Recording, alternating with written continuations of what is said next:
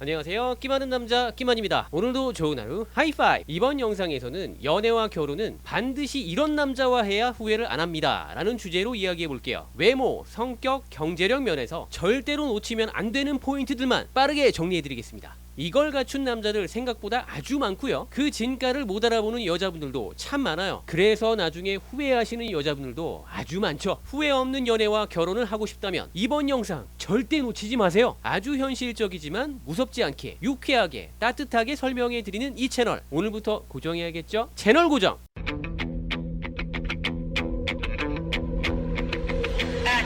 대한민국에 예쁜 여자들은 많은데 잘생긴 남자들은 찾기가 어렵다. 혹시 이런 말 들어보셨나요? 한 번쯤 들어보셨을 겁니다. 그만큼 남자들이 자신들의 외모를 가꾸는데 별 관심이 없다라는 거죠. 연예인급이 아니고서야 남자든지 여자든지 외모 면에서 단점은 다들 있을 수밖에 없습니다. 단 적어도 그 남자가 자신의 단점을 잘 커버할 수 있는 패션 센스 정도는 있어야 한다는 얘기를 드리고 싶어요. 만약에 스스로 그걸 못 깨닫고 있으면 여자분이 그걸 얘기해 줬을 때 바로 수용할 수 있는 정도, 즉 개미가 변비 걸렸을 때 나오는 똥 한 방울만큼의 그 정도의 패션 센스라도 남아있는 남자라면 좋겠습니다. 이런 남자라면 그래도 귓구멍이라도 뚫려 있으니까 얼마나 다행이에요. 옆에서 열심히 얘기해줘도 그냥 자기만의 말도 안 되는 패션을 고수하는 남자라면 어디 데리고 다니기 쪽팔릴 수 있으니까 손절하세요. 내 수준도 함께 떨어져 보이니까 말입니다. 커플 모임 갈 때마다 몰래 제끼고 혼자 가고 싶게 만드는 남자, 진짜 스트레스 유발자죠. 대한민국 남자분들 패션 감각이 없으면 여자친구 말이라도 잘 듣자고요. 제발 귓구멍이라도 최대 개방해 놓으삼.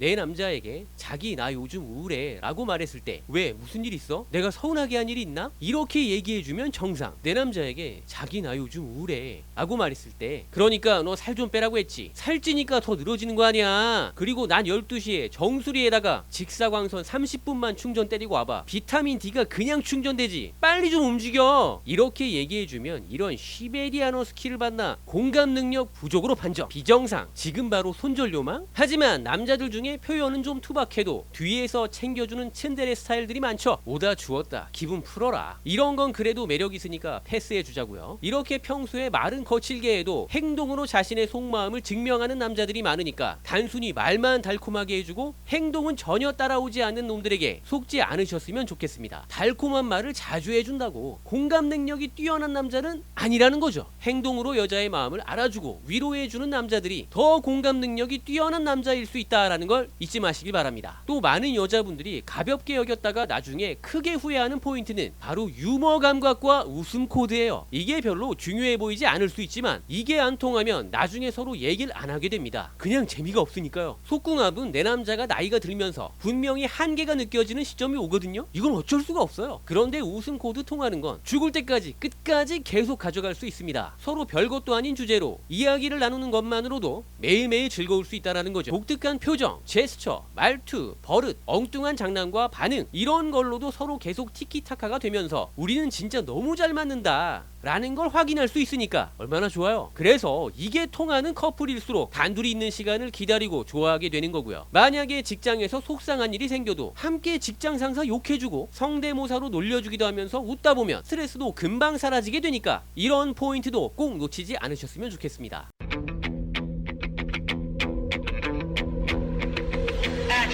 내 남자와 연애를 할 때는 워라밸을 따져가면서 생활하는 모습이 더 매력적으로 보일 수 있어요. 일과 개인적인 삶의 균형이라는 게 정말 중요하죠. 하지만 결혼을 하면서는 얘기가 완전히 달라집니다. 우리는 아기를 낳지 않고 딩크족으로 살기로 해서 워라밸이 중요해요 라고 생각하시는 분들도 마찬가지예요. 앞으로 5년 뒤에 내 생각이 어떻게 달라질지 아무도 모르거든요. 실제로 딩크족으로 살다가 생각이 바뀌어서 출산을 택하는 분들도 정말 많습니다. 그리고 일단 아기를 출산하면 나중에 혼자 남겨질 자식을 생각해서 하나보다 둘을 낳는 분들이 생각보다 많아요. 완전 의외죠? 그런데 진짜 그런 경우가 많습니다. 여자에서 엄마로 신분이 바뀌면서 생각 자체가 완전히 달라지는 걸 자주 목격하게 되죠. 이렇게 여자가 임신과 출산을 하게 되면 아이가 초등학교 4학년 정도까지는 남편이든 아내 쪽이든 한 명의 삶을 온전히 갈아 넣어야 합니다. 아직까지 우리나라에서는 어떤 이유에선지는 잘 몰라도 여자분 쪽에서 양육을 맡게 되는 경우가 많아요. 그러면 아이가 둘일 경우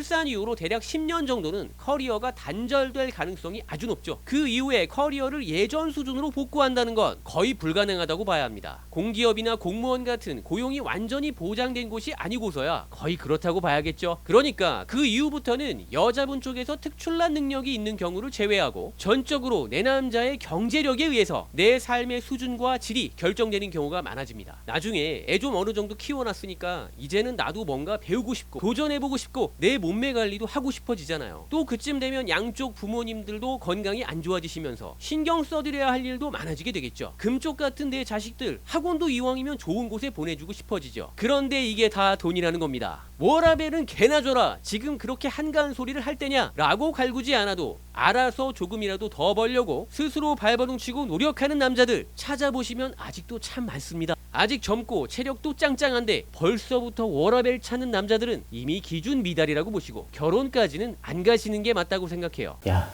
너도 연애할 수 있어.